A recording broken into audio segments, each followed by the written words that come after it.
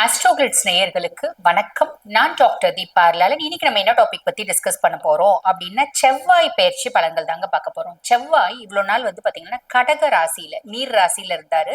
இப்ப நெருப்பு ராசியான சிம்மத்துக்கு பயிற்சியாக போறார். 7/6/2025 இருந்து 28/7/2025 வரைக்கும் ஏறக்குறைய 45 நாள் சிம்மத்துலதான் பாத்தீங்கன்னா செவ்வாய் உட்கார போறார். ஆல்ரெடி அங்க கேது உட்கார்ந்துட்டு இருக்காரு. அப்ப சிம்மத்துல கேதுவும் செவ்வாயோட இணையும் போது, அதாவது கேது செவ்வாய் இணைவு என்னென்ன மாதிரி பலன்களை ஒவ்வொரு ராசிக்கும் கொடுக்க போது நேரம் பாத்தீங்கன்னா வேஸ்ட் பண்ணாம சட்டுன்னு பாத்துடலாம் வாங்க. கும்பராசி அன்பர்கள், உங்களுக்கு பாருங்க, லார்ட் ஆஃப் 3 and 10 யாரு அப்படின்னா செவ்வாய் பகவான் தான். அதாவது 3ஆம் பாவம் இளைய சகோதர தைரியஸ்தானத்துக்கு அதிபதி யாரு? செவ்வாய். 10ஆம் பாவம் தொழில் ஸ்தானத்துக்கு அதிபதி யாரு? செவ்வாய்.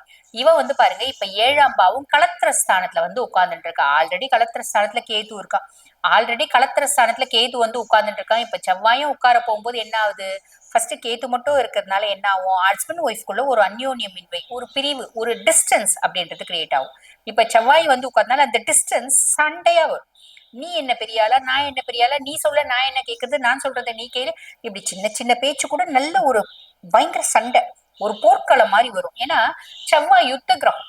ஓகேங்களா? அவனுக்கு அவன் எந்த குடும்ப இடத்துல உட்கார்ந்தாலும், தன குடும்ப வாக்குஸ்தானத்துல உட்கார்ந்தாலும் சரி, கலத்திர ஸ்தானத்துல உட்கார்ந்தாலும் சரி, அங்க ஒரு சண்டையை ஏற்படுத்தி விட்டுருவான். சண்டை போடுறது ஹல்வா சாப்பிடுற மாதிரி இருக்கும்.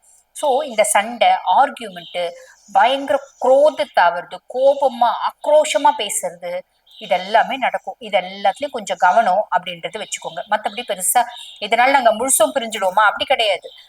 இப்ப பாருங்க, காத்து வேகமா அடிக்கிற மாதிரி வேகமா சண்டை, பிரச்சனை, அமக்கலம் இதெல்லாம் வரும். 45 நாள்ல அதுவே புஷ்பானம் மாதிரி புஷ்ன்னு ஆயிடும். கவலைப்பட வேண்டாம். ஓகேங்களா? ஆனா என்ன, கும்பம் பாத சனியில இருக்கீங்க, குரு நல்லா இருக்காரு. சோ பெருசா கவலைப்பட வேண்டாம். பட் இந்த ஆர்கியூமெண்ட் எல்லாம் பண்ணும்போது என்னால அவங்க பேசுறத கேட்க முடியலைங்க. எங்க பார்ட்னர் இப்ப பாருங்க, என்னோட ஒய்ஃப் பேசுறத, நீங்க கும்பராசி சேர்ந்தா எங்க ஒய்ஃப் பேசுறத காதுல கேட்க முடியலங்க. காதுல ஈயத்த காய்ச்சி ஊத்துற மாதிரி இருக்கா. ஐயோ, என் புருஷன் பேசுறத கேட்க முடியலைங்க. நான் கும்பராசி பொண்ணு, என்ன பண்ண முடியும்? கல்யாணம் பண்ணிக்கினாச்சு, கேட்டுதான் ஆகணும். இக்னோர் பண்ணிடுங்க. அந்த இடத்துல இருக்காதீங்க, போயிடுங்க.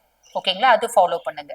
இல்லைன்னா காதலே வாங்காதீங்க. இல்லைன்னா சவுண்ட பாட்டு வச்சுக்கோங்க. ஏதாவது ஒண்ணு பண்ணுங்க. ஆக மொத்தம் இக்னோர் பண்ண ட்ரை பண்ணுங்க. ஏன்னா இதை வளர விட்டா பிரிவினை மாதிரி கொண்டு போகும். சோ பிரிவினை, ஆர்குமெண்ட் இதெல்லாம் வேண்டாம். கல்யாணம் பண்ணிக்கினாச்சு, நல்லதோ கெட்டதோ, known devil is better than the unknown devil சொல்லுவாங்க பாத்தீங்களா?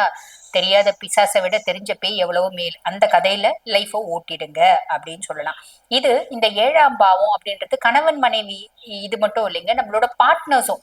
நீங்க ஏதாவது பார்ட்னர்ஷிப் கன்சர்ன் ஏதாவது வச்சு நடத்துறீங்கன்னா உங்க பார்ட்னருக்கும் இதே நிலைமை தான். சோ தேவையில்லாம ஆர்குமெண்ட், பிரச்சனைகள் வேண்டாம். நீங்க பிரச்சனை பண்ணீங்கன்னா தொழில பாதிப்பை ஏற்படுத்தும். சனி பார்த்துட்டே இருப்பான். பார்ட்னர்ஷிப் உள்ள பிரச்சனையா வெயிடா கைய தொழில் அப்படின்னு கையை வைப்பான். அதனால அதெல்லாம் வேண்டாம். என்ன பண்ணலாம்? ஸ்மூத்தா பேசி, உங்களால ரெண்டு பேராலையும் ஸ்மூத்தா பேசிக்க முடியலையா, தேர்ட் பர்சன் ஒருத்தவங்களை கொண்டாந்து அவங்கள ஸ்மூத்தா பேசுவீங்க. அந்த தேர்ட் பர்சன் உங்களை பிரிச்சிட கூடாது. அந்த மாதிரி நல்ல பர்சனா கொண்டு சேர்த்து விடுங்க அப்படின்னு சொல்லலாம். ஓகேங்க. இதுக்கு ஏதாவது பரிகாரம் இருக்கா? இருக்கு.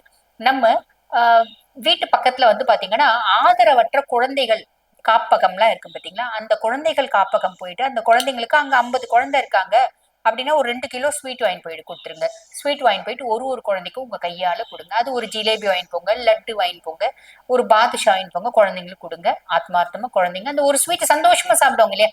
அந்த குழந்தைங்களுக்கு எல்லாம் தினம்தோறும் ஸ்வீட்டை கிடைக்க போகுது. தீபாவளி, பொங்கல் யாராவது நம்மள மாதிரி அன்னதானம் பண்ணாதானே உண்டு. அப்போ உங்களால முடியும்னா கொண்டு போய் ஸ்வீட் கொடுங்க. குழந்தைங்க சந்தோஷமா சாப்பிடுவாங்க.